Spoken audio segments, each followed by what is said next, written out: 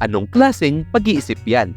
Yung hindi ka nga mautusan sa inyo na maghugas ng mga plato pero willing na willing kang maging alipin sa anime character na to.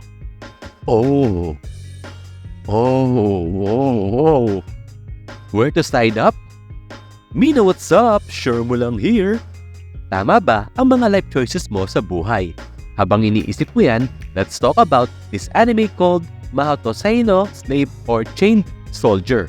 Kung nagtataka kayo kung bakit parang iba yung translated title niya, well, alam nyo naman na sobrang sensitive ng mga tao nowadays.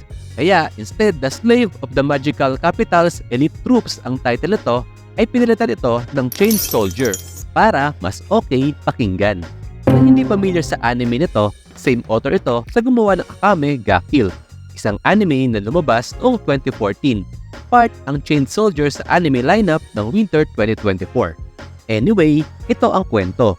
May mga misteryosong gate ang nagsulputan sa buong Japan. Lagusan nito papunta sa isang lugar kung saan pinamumugaran ng mga halimaw na kung tawagin ay Shiki. Ang dimension na yon ay ang Mato. Dito lang natatagpuan ang isang prutas na nakapagbibigay ng kapangyarihan sa taong makakakain nito. Oops, nakikita kita. Balak mo na i-type sa comment section na devil fruit yon. Uunahan na kita kasi tanging babae lang ang pwedeng kumain nito at mabibigyan ng kapangyarihan. So, kung lalaki ka, ang rule mo lang is maging useless. Which okay na rin, at least wala sa peligro ang buhay mo. Unless bigla ka matransport sa Mato unexpectedly, gaya ni Yuki Wakura, isang fresh grad na naghahanap ng trabaho. Habang pauwi siya, bigla siyang napunta sa Mato. Hindi na bago ang mga ganitong sitwasyon. In fact, well-informed sila sa mga dapat gawin kapag natrap sila sa ganitong sitwasyon.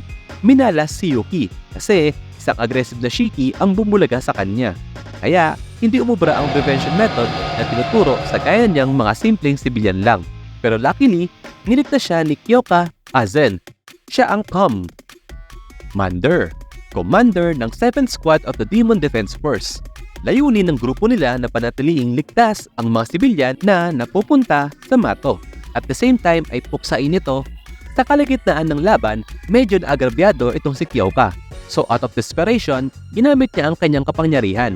Meron siyang special powers kung saan kaya niyang gawing tagasunod ang kahit sino, in short, alipin. Kadalasan sa mga Shiki lang niya ito ginagamit pero dahil wala na siyang option, sinubukan niya ito kay Yuki. Nag-transform ito bilang isang malakas na halimaw at inisa-isa niya ang mga Shiki na walang kahirap-hirap. After nila matalo ang mga Shiki, bilang kapalit sa paggamit ni Kyoka kay Yuki, dapat niya ito bigyan ng reward. Reward na nakabase sa kagustuhan at makakasatisfy sa kanyang alipin. Ang reward na yon ay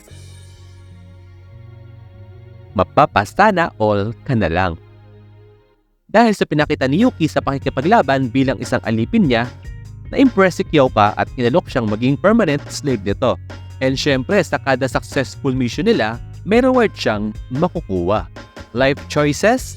Gugustuhin mo bang magtrabaho sa isang kumpanya na hindi ka naman masaya?